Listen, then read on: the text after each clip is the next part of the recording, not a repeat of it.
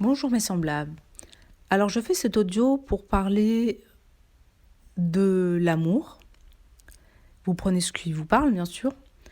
L'amour reconnaît ce qui n'est pas amour.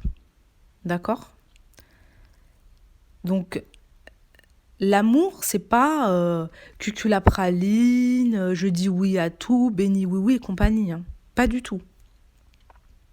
L'amour, c'est vraiment une énergie de vérité, de clarté, de transparence et qui est très juste. D'accord? Il y a à bien faire la différence avec l'amour inconditionnel. L'amour inconditionnel, c'est l'amour inconditionnel. D'accord? Mais l'amour inconditionnel, il faut savoir mettre chaque chose à sa place. On est dans un monde relatif. D'accord? On a une personnalité, des limites, des formes, une identité. D'accord? Ça, c'est le relatif.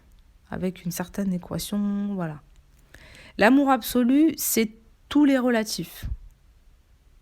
C'est un espace qui accepte tous les relatifs, toutes les formes, toutes les vibrations, toutes les fréquences, toutes les énergies, toutes les ondes, toutes les particules. D'accord? C'est l'énergie de vie qui prend vraiment toutes les formes possibles, toutes les couleurs et toutes les fréquences possibles. L'amour inconditionnel, en son sein, elle accepte, elle aime et elle donne toute son énergie, elle accepte toutes ces formes-là.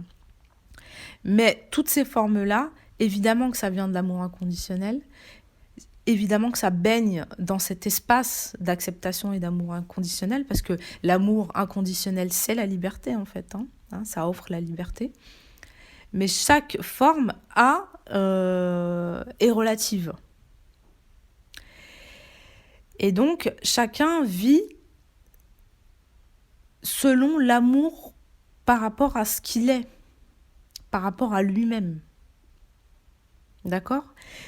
Vous êtes un relatif, vous êtes en relation avec d'autres relatifs, c'est-à-dire vous êtes une forme et vous êtes en relation avec d'autres formes dans la vie. La première règle au niveau de l'amour, c'est le respect pour votre propre vie relative, votre propre forme, votre propre incarnation. Et c'est pour ça que... et on est équipé pour ça, d'accord ? C'est-à-dire qu'on a la capacité d'apporter un certain discernement, une certaine clarté, une certaine intelligence, une vision. Ok ? C'est-à-dire qu'on relie la tête avec le cœur et le cœur avec la tête. Oui, j'aime, mais pas n'importe comment. Oui, je suis aimée et je veux être aimée, mais pas n'importe comment. Parce que l'être humain, il fait l'expérience de pas... il n'est pas en train de faire l'expérience de pourquoi. Il est en train de faire l'expérience de comment. Oui, il y a de l'amour, évidemment. On est fait d'amour et on baigne dans l'amour et on est amour, etc. Mais l'expérience, c'est pas ça. C'est comment j'aime et comment je veux être aimée. Et ça fait toute la différence. Par exemple, il y a des couples, ça m'arrive en consultation, des gens qui m'appellent pour différents sujets. Et sur les sujets de couple, il y a des questions, oui, mais j'ai peur qu'on m'aime pas, j'ai peur qu'il m'aime pas ou qu'elle m'aime pas. Est-ce que... Et la personne, elle est focalisée sur une question, est-ce qu'elle m'aime? Est-ce qu'elle m'aime? Est-ce que cette personne m'aime? Je comprends pas, etc., ce que je vis, etc. Bien sûr, moi, après, je vais me connecter à son inconscient, etc., et je vais aller regarder dans sa structure, qu'est-ce qui peut bloquer, qu'est-ce qui peut être libéré, etc. Et avant de faire ça, je dis toujours à la personne, et je peux percevoir, en effet, quand je me connecte, je peux percevoir si y a de l'amour ou pas, dans le sens relatif. Je dis bien relatif, dans le sens humain. les trois quarts du temps, la personne l'aime. Les trois quarts du temps, il y a de l'amour. C'est-à-dire il y a un intérêt pour l'autre. Parce que l'humain, il conçoit l'amour dans est-ce que il s'intéresse ou elle s'intéresse à moi. Hein. D'accord? Et après, c'est proportionnel. C'est-à-dire, plus il s'intéresse ou s'intéresse à moi, plus cette personne est présente et me fait de la place dans sa vie. Hein, c'est comme ça qu'on fonctionne à peu près. Et oui, je dis, mais oui, oui, cette personne, elle vous aime, c'est pas le problème. Mais c'est pas, en fait, c'est pas la vraie question. La vraie question, c'est pas ça. C'est est-ce qui vous fait souffrir? Est-ce que je perçois et qu'on ira voir ensemble? C'est comment je veux être aimée? C'est pas est-ce qu'elle m'aime? C'est comment je veux être aimée. Et ça relie souvent à ce qui s'est passé dans l'enfance. D'accord? Parce qu'on a... c'est souvent là-bas qu'il faut régler le problème. D'accord? Pourquoi? Parce que l'enfant, il arrive, il a des parents euh, ou des éducateurs. En tout cas, il a des personnes qui vont l'éduquer, qui vont l'élever. Et si on a dans une famille qu'on connaît, classique, avec des parents, ou même monoparentale, peu importe, mais en tout cas, voilà, il y a une figure parentale qui est là, forcément, c'est notre premier rapport à l'amour. C'est notre première relation amoureuse, en fait. Et nos parents, évidemment qu'ils nous aiment, et évidemment que les enfants aiment leurs parents. Mais toute la problématique, c'est le comment. Comment ma mère ou mon père m'aime ou m'a aimé? Comment moi j'aime mon père ou ma mère? Et comment je veux être aimé en retour? En vérité, c'est ça la vraie question qu'il faut se poser. Et c'est là où l'amour reconnaît ce qui est de l'amour et ce qui n'est pas de l'amour. Oui, je veux être aimé, oui, je veux aimer, mais pas n'importe comment et pas à n'importe quel prix. Parce que ça, c'est ce qui va vous permettre d'évaluer en vous, en gros, c'est ce qui va vous permettre de vous épanouir ou pas. Tout simplement. C'est un peu, oui, je veux bien manger. C'est-à-dire, voilà, l'amour, c'est une nourriture essentielle et indispensable à la vie. On ne peut pas vivre sans amour. C'est pas possible. C'est l'énergie même de vie, c'est l'énergie de liberté, c'est l'énergie d'épanouissement. D'accord? Donc, si on peut appeler ça une énergie, puisque c'est pas réellement une énergie. Quand on parle vraiment d'amour inconditionnel, c'est pas une énergie. Mais elle prend des formes dans l'énergie. D'accord? Vous avez des besoins corporels, voilà, vous avez besoin de manger. D'accord? Donc oui, vous allez vous nourrir, vous allez manger. Mais qu'est-ce qui fait la différence entre je me sens bien quand je mange et je me sens pas bien quand je mange? C'est le comment. Comment je me nourris? Comment je mange? Et ça fait toute la différence.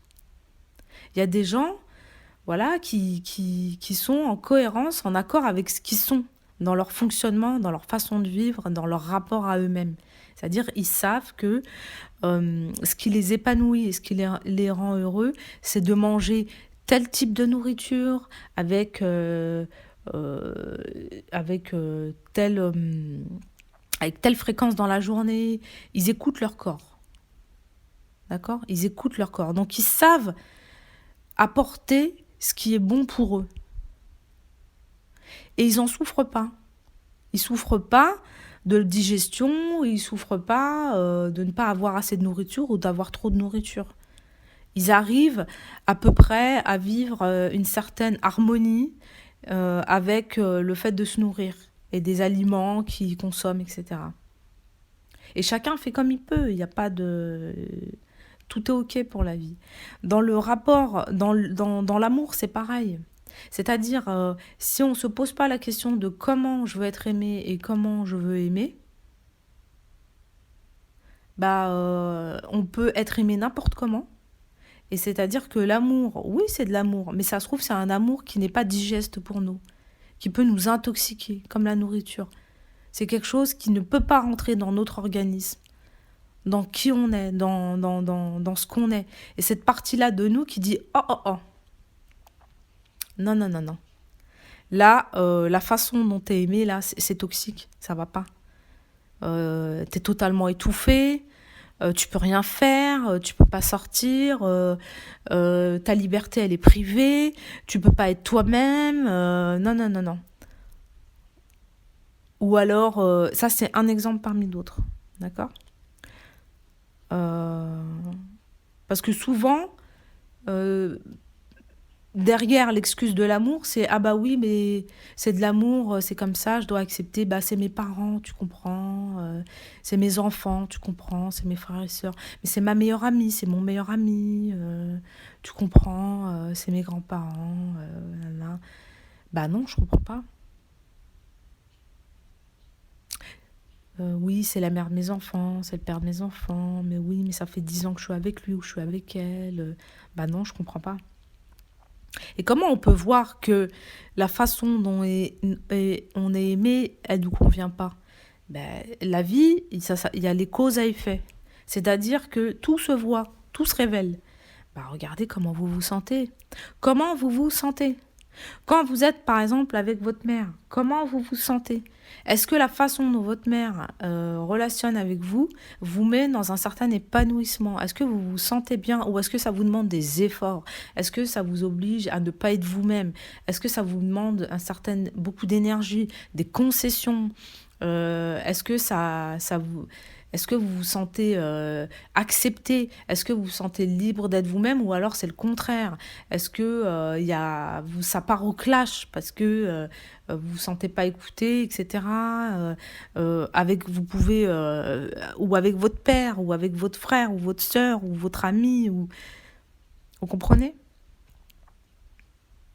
Si ça vous coûte, si ça vous empêche d'être vous-même, si ça vous intoxique, si ça vous étouffe, si ça vous étrangle, si ça contracte à l'intérieur de vous, c'est pas bon. La façon dont vous êtes aimé ne vous convient pas, ne vous épanouit pas.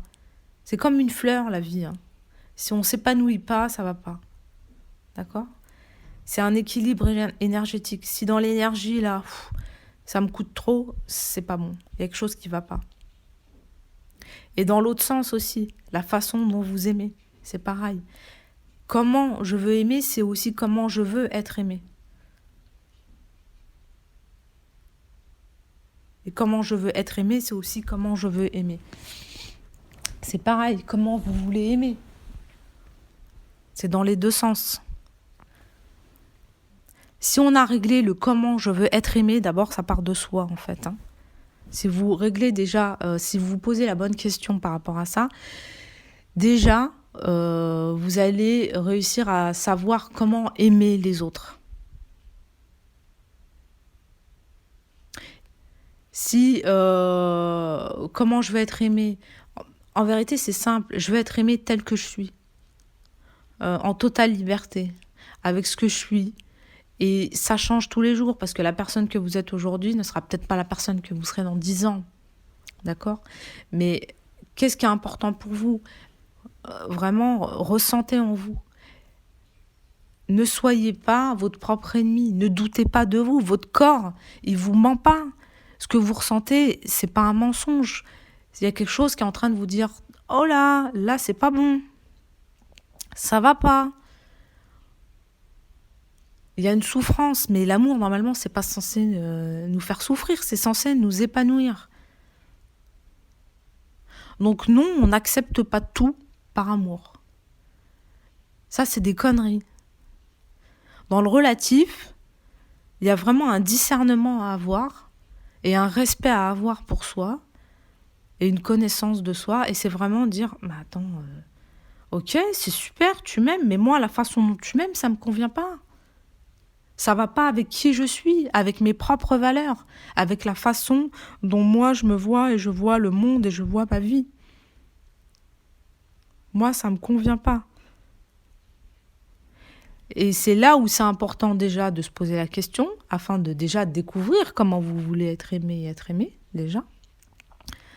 Vraiment d'aller écouter en soi, se découvrir, et après de l'exprimer. C'est important de l'exprimer, parce que la personne en face de vous, si vous lui dites rien, elle va pas deviner. Je veux dire, les gens, ils peuvent pas deviner comment vous voulez être aimé.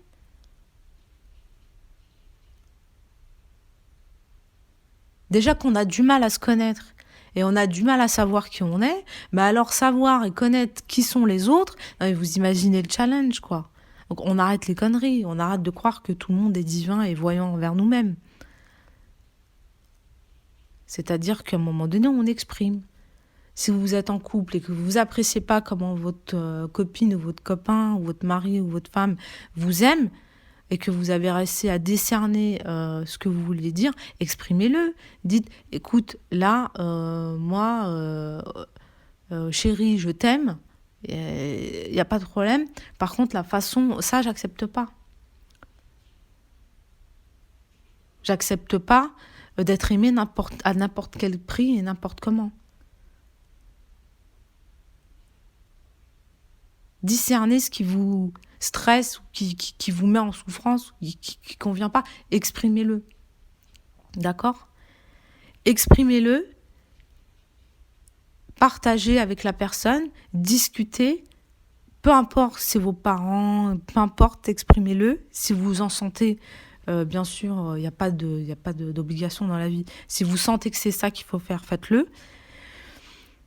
Et ne gardez pas pour vous les choses, ne vous empoisonnez pas. Je veux dire, rendez les choses, c'est-à-dire n'ayez pas peur de dire mais voilà, la façon dont tu m'aimes, moi ça me convient pas. Et vous dites pourquoi, dans le sens pas pourquoi, mais dites ce que vous ressentez.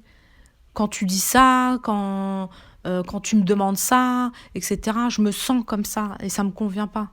Pour moi, c'est pas comme ça que j'ai envie d'être aimée.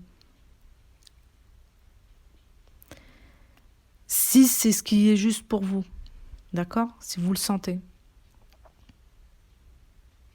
Et là, il y a quelque chose qui va se désamorcer, parce que ce sera dit, ce sera exprimé. Donc déjà, vous n'allez pas le garder pour vous, ça vous évitera de vous culpabiliser, de croire que c'est vous le problème, d'accepter n'importe quoi pour vous, de vous empoisonner, de vous intoxifier, de supporter ce qui est insupportable, de vous manquer de respect.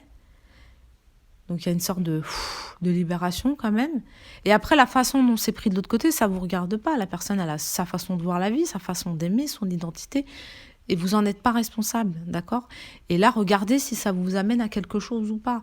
La personne en face de vous, elle peut très bien recevoir le message et l'entendre, et ça fait grandir une partie de sa conscience. Et elle va réussir à ajuster, à remettre en question sa façon d'aimer, peut-être qu'elle l'avait pas perçue.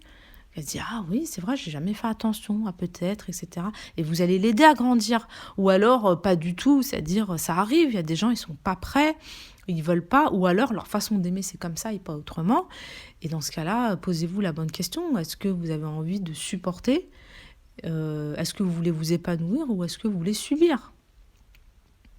Parce que tout ce qu'on subit dans la vie, c'est tout ce qu'on tolère. Après, c'est un rapport avec vous-même.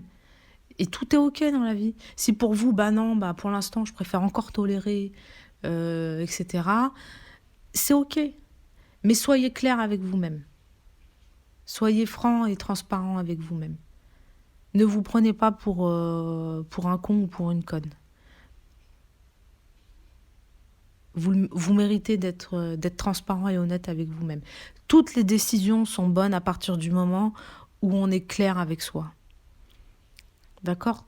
Parce que là, vous l'assumez, le fait de l'assumer, forcément, vous le vivrez beaucoup plus facilement que si vous racontiez des histoires ou que vous vous mettiez dans une couche de déni ou que vous mettiez... Parce que sinon, vous allez vous plaindre tout le temps parce que vous n'aviez pris aucune décision par rapport à ça. Il n'y a pas de clarté, il n'y a pas d'écoute, vous n'êtes pas... D'accord ? Et vous n'avez pris aucune décision. Voilà, c'est je subis et je me plains. Donc vous, qu'est-ce que vous faites ? Vous vous empoisonnez vous-même et vous empoisonnez forcément tout le monde qui vous entoure. Et comme vous êtes en train d'émettre que des fréquences toxiques, forcément, vous allez recevoir des fréquences toxiques, parce que dans la loi de résonance, c'est comme ça que ça marche. Donc voilà, donc l'amour, c'est tranchant, hein. C'est l'épée de la vérité qui accompagne l'amour. C'est l'épée de la vérité qui accompagne l'amour. L'amour, elle est tranchante, hein. C'est non. C'est non. Là, comment tu m'aimes, ça me convient pas. Je l'ai supporté, je l'ai accepté. Aujourd'hui, je te dis non. Je m'aime, je me respecte et c'est pas comme ça que je veux être aimée. Donc, si tu veux qu'on continue à avoir une relation ensemble, voilà. Ça, c'est la façon dont je veux être aimée. Je veux qu'on m'accepte tel que je suis. Je veux me sentir libre d'être qui je suis. Quelles sont mes valeurs? Expliquez vos valeurs. Respect, c'est le respect, en fait. Respectez-vous. Donc, l'amour dans le relatif, c'est pas du oui, j'accepte tout, nanana. Zéro. Non, non, non, non. L'amour dans le relatif, c'est toujours un respect pour soi, une écoute de soi. Et c'est toujours cette question qui revient. Comment je veux être aimée et comment je veux aimer? Voilà mes semblables, ce que j'avais envie de vous transmettre sur l'amour. Bonne continuation, à très bientôt.